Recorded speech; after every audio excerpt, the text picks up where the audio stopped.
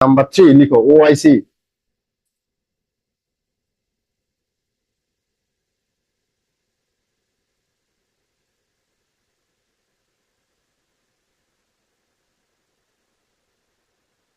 Organisation of Islamic cooperation.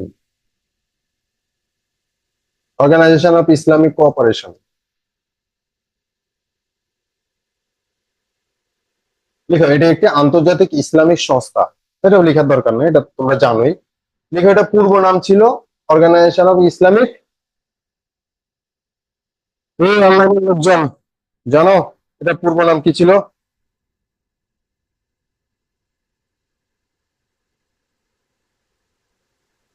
Online online paper বলো, এটা পুরো পূর্ব নাম কি ছিল? Organisation of Islamic.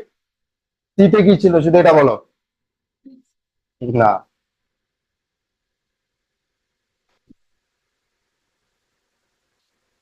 কেউ জানে না। কনফারেন্স মানে আগে ছিল এটা ইসলামিক সম্মেলন সংস্থা। অর্থাৎ সবাই মিলে কি করতো? সম্মেলন করতো। হ্যাঁ, তারপরে চিন্তা করলো যে না, সম্মেলন করে কোনো লাভ হবে না, আমাদেরকে কি করতে হবে? সহযোগিতাতে আসতে হবে। এই জন্য পরে নাম চেঞ্জ করে সহযোগিতা করতে আসছে। তো এটা সর্বশেষ সদস্য, এটা সদস্য সংখ্যা লিখো 57। এটা পরীক্ষায় আসছে অনেকবার, আসবে আরো অনেকবার। যেটা সদস্য সংখ্যা 57। কি টায়ার্ড লাগতেছে? ঘুম পাচ্ছে? ঘুম পালে ঘুমায় যাও, সমস্যা নাই। ঠিক আছে, এটা সদস্য সংখ্যা কত? 57। তার মধ্যে 49টা হচ্ছে মুসলিম। মজার বিষয় হচ্ছে এটা এটা সকল সদস্য কিন্তু মুসলিম না। তার মধ্যে 49টা হচ্ছে মুসলিম, বাকি এগুলা কিন্তু মুসলিম দেশ না। হ্যাঁ, মুসলিম ওইখানে সংখ্যাগরিষ্ঠ না, কিন্তু মুসলিম ওইখানে আছে। কিন্তু ওরা মুসলিম দেশ না, ওগুলা কিন্তু খ্রিস্টান দেশ। ঠিক আছে। তো লিখো, এটা গঠিত হয় 1969 সালে। প্রথমে পিলির তথ্যগুলো লিখে ফেলি, এরপরে কেন গঠিত হয়, কিভাবে গঠিত হয়, কাহিনী কি, সেগুলো আমরা পড়বো। এটা গঠিত হয় 1969 সালে। ঠিক আছে। এবং বাংলাদেশ এটা সদস্যপদ লাভ করে ভেরি মাচ ইম্পর্টেন্ট 1974 সালে। দেখো, বাংলাদেশ স্বাধীন হয়েছে কবে? 1971, 72 ধরে নাও। 72, 73, 2টা বছর গেল, বাংলাদেশ কিন্তু এটা সদস্যপদ লাভ করে 1974 সালে। এবং এটা সদস্যপদ লাভ করার পরে পাকিস্তান আমাদেরকে স্বীকৃতি দেয় যে আমরা স্বাধীন হয়েছি। ঠিক আছে। এটা কিন্তু ভাইভাতে প্রশ্ন করে যে আমরা তখন আমাদের জন্য আসলে ইসলামিক রাষ্ট্রগুলা যেগুলো ছিল তাদের সমর্থন দরকার ছিল। মুসলিম সংখ্যাগরিষ্ঠ কান্ট্রি হিসাবে আমাদের সমর্থন দরকার ছিল। 1974 সালে 2 বছর কিন্তু অবজারভেশন ছিল, আমরা অবজারভেশন সদস্য ছিলাম। এরপরে আমরা এটা তো ফাইনালি, এবং বাংলাদেশে এটা সদস্যপদ লাভ করার পরে বাংলাদেশে জাতির পিতা বঙ্গবন্ধুর হাতে কিন্তু একটা ইসলামিক ইসলামিক বাংলাদেশ নামে একটা অর্গানাইজেশনও আছে, যেটা বিভিন্ন মসজিদ বা ইসলামিক গবেষণা করে সাথে। মুসলিম ফাউন্ডেশন, ইসলামিক ফাউন্ডেশন কিন্তু বঙ্গবন্ধুর হাতে গড়া। ঠিক আছে। তো এগুলো ভাইরাতে জিজ্ঞেস করে যে বঙ্গবন্ধু কি ইসলামিক ফাউন্ডেশন এর বিরুদ্ধে নেচে ছিলেন না কি করছেন, তো তোমাদেরকে তথ্য জানতে হবে, নাহলে তোমরা আনসার দিতে পারবে না। ঠিক আছে। তো এর মধ্যে যে অমুসলিম দেশ এগুলো বেসিক্যালি আফ্রিকান। তো 2টা নাম আমরা মনে রাখতে বলছিলাম আগের বার, সেগুলো কি? Mozambique, Rwanda.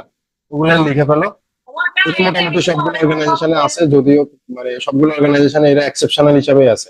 আরো অনেকগুলো আছে, সেগুলোর নাম আমরা পড়বো না। রুয়ান্ডা, উগান্ডা, উগান্ডাও আছে, রুয়ান্ডাও আছে। তুমি লেখা, দুইটাই লেখা, যেটা খুশি এটা লেখা। রুয়ান্ডা। এর আগে রুয়ান্ডা লিখছি, এর আগে উগান্ডা লিখি নাই। হ্যাঁ, রুয়ান্ডা। এবারও রুয়ান্ডা লিখো, সাথে উগান্ডাও লিখো, সমস্যা নাই, উগান্ডাও আছে একই লিস্টে। তো আমরা দুটো ইউনিভার্সিটির নাম মনে রাখবো যদি কোনো কারণে পরীক্ষাতে চলে আসে। একটা হচ্ছে নাইজারে, একটা হচ্ছে উগান্ডাতে। এই 2 জায়গায় ওআইসির 2টা ইউনিভার্সিটি আছে। ঠিক আছে, Islamic university in Niger and Islamic university in Uganda. Just মনে রাখো, যদি কোনো কারণে পরীক্ষায় চলে আসে যে নিম্নের কোথায় ইসলামিক ইউনিভার্সিটি আছে, তাহলে তোমাদের জন্য সুবিধা হবে।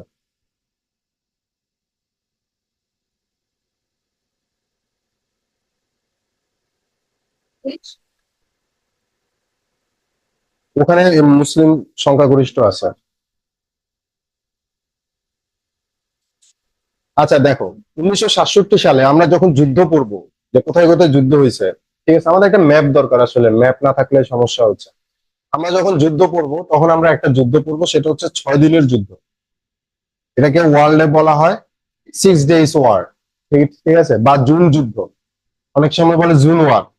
এটা হয়েছিল ইসরায়েলের সাথে যুদ্ধ করছিল পুরা ইসরায়েলের আশেপাশে যত আরাবিয়ান কান্ট্রি আছে, তখন রিপাবলিক অফ আরব বলতো এদেরকে, এখন ওরা আলাদা হয়ে গেছে, লিবিয়া, সিরিয়া, জর্ডান, এখন ওরা আলাদা হয়ে গেছে, কিন্তু হ্যাঁ মিশর, কিন্তু তখন কিন্তু এদেরকে বলতো রিপাবলিক অফ আরাবিয়ান। ঠিক আছে। তো এরা মিলে ইসরায়েলের সাথে যুদ্ধ করছে, 6 দিন যুদ্ধ করে সবাই মিলে হারছে। ঠিক আছে। এবং এবং সবাই মিলে হারার পরে ইসরায়েল হচ্ছে গিয়ে তখন মিশরকে অ্যাটাক করছে, একই সাথে সিরিয়াকে অ্যাটাক করছে, জর্ডানকে অ্যাটাক করছে। ঠিক আছে। অ্যাটাক করার পরে মিশরের কাছ থেকে আজকে তোমরা যে গাজা দেখো, এটা মিশরের কাছে ছিল। হ্যাঁ, গাজা এবং সিনাই দুইটা মিশর থেকে নিয়ে নিছে। আমরা যখন যুদ্ধ পড়বো তখন ডিটেলে পড়বো। জর্ডান থেকে পশ্চিম তীর, মানে পশ্চিম তীর এবং পূর্ব জেরুজালেম, এই দুইটা জর্ডান থেকে নিয়ে নিছে। সিরিয়া থেকে হচ্ছে গোলান মরুভূমি, যেটা এটা নিয়ে নিছে। তো সবার সাথে যুদ্ধ করে সবার থেকে নিয়ে নিছে। তো যুদ্ধ আরাবিয়ানরা হারছে। হারার পরে হচ্ছে গিয়ে তারপরে তারা কিছু, যখন হারছে তখন তারা আসলে ইসরায়েলের শক্তি সম্পর্কে বুঝতে পারছে। তারা প্রস্তুতি নিচ্ছে তাদের মতো যুদ্ধ করার জন্য। কিন্তু ইসরায়েল করছে কি 1969 সালে, 1969 সালে 21 আগস্ট ইসরায়েল হচ্ছে আলাস্কা মসজিদে আগুন লাগাই দিয়েছিল। ঠিক আছে। তো তারা যখন আগুন লাগাই দিয়েছে আলাস্কা মসজিদে, তখন হচ্ছে ইমার্জেন্সি মিটিং ডাকছে মুসলিম কান্ট্রি গুলা সৌদি আরবের নেতৃত্বে। তখন যারা প্রায় 14টা আরবিয়ান কান্ট্রি তখন ইমার্জেন্সি মিটিং ডাকছে 1969 সালে। এবং সে 21 আগস্ট আগুন লাগাইছে। সেখান থেকে মিটিং এর সিদ্ধান্ত হয়েছে যে এখন থেকে আমরা একসাথে থাকবো, আমরা একটা অর্গানাইজেশন বানাবো যারা একসাথে কি করবে। এই তুমি বলো, তোমার ঘুম পাচ্ছে। আমরা একটা অর্গানাইজেশন বানাবো, তারা একসাথে কি কি করবে, কনফারেন্স করবে। কারণ আগের নাম কি ছিল, কনফারেন্স। এবং এই কনফারেন্স করার জন্য আগস্ট মাসে মারামারি হয়েছে, আগস্ট মাসে আগুন লাগাইছে 22 সেপ্টেম্বর থেকে 25 সেপ্টেম্বর। অর্থাৎ আগস্টের পরের মাস কি সেপ্টেম্বর, ওই মাসে কি 1969 সালে ওয়াইসির জন্ম হয়েছে। এবার বুঝতে পারছো ওয়াইসি কেন জন্ম হয়েছে। ঠিক আছে। তখন এটার নাম ছিল ইসলামিক সম্মেলন সংস্থা। তারপরে 2011 সালে দেখলো যে আসলে সম্মেলন করে কোনো লাভ হবে না, আমাদেরকে সহযোগিতা করা লাগবে। তখন 2011 সালে, এটা লিখো, 2011 সালে ওআইসির নাম পরিবর্তন করে কি লাগলো, ইসলামিক সহযোগিতা সংস্থা, অর্গানাইজেশন অফ ইসলামিক কোঅপারেশন। ঠিক আছে।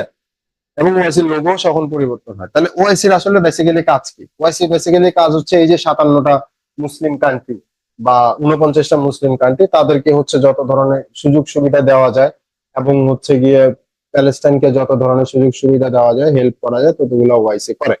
এবং ওআইসি 2টা বিশ্ববিদ্যালয় করছে, ওআইসির অনেকগুলা ফান্ড আছে। আরেকটা কাজ করে ওআইসি, যেটা হচ্ছে ইসলামের এগেনস্টে বর্তমান বিশ্বে যে এজেন্ডা গুলো আছে, যে প্রোপাগান্ডা গুলো আছে, ইসলাম ফোবিয়া নামে একটা বিষয় আছে। ঠিক আছে। ওটাকে ইসলামোফোবিয়া, যেটাকে ওআইসি সরাসরি কাউন্টার করে। তোমরা ওআইসির ওয়েবসাইটে গেলে দেখতে পাবো ওআইসির অনেকগুলা সহযোগী অর্গানাইজেশন আছে সারা বিশ্বব্যাপী, যারা জাকাত কালেক্ট করে, জাকাত প্রদান করে, অনেক কিছু করে। কিন্তু তারপরে আমাদের কাছে মনে হয় যে ওআইসি আসলে খুব একটা এখনো স্ট্রং অর্গানাইজেশন, ইফেক্টিভ না, আরো বেশি। হ্যাঁ, কারণ প্যালেস্টাইনকে বাঁচাইতে ওআইসির আরো স্ট্রং হওয়া উচিত, আরো কার্যক্রম করা উচিত। ঠিক আছে। এখানে দেখো পলিটিক্যাল একটা বিষয় আছে, কারণ সৌদি আরবে, না মিশর হচ্ছে পলিটিক্যাল, ওদের ভূপ্রকৃতির কারণে কিছুদিন ইসরায়েলকে সাপোর্ট করছে, কিন্তু গাজা অ্যাটাককে বা তোমার প্যালেস্টাইন অ্যাটাককে কেউই সাপোর্ট করতেছে না। ঠিক আছে।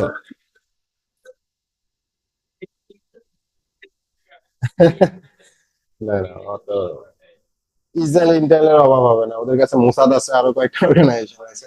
তাহলে ওআইসি তোমরা ক্লিয়ার।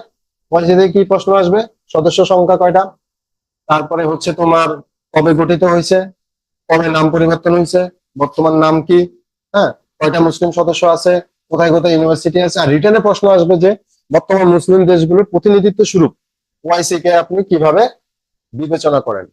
ঠিক আছে। বা ওআইসির আরো কি কি কাজ করা উচিত, তখন তোমরা ডিটেলে লিখবা যে মুসলিম দেশগুলোর মধ্যে যে কয়টা দেশ তৃতীয় বিশ্বের আছে, ওই কয়টা দেশকে প্রথমে আলাদা করবা।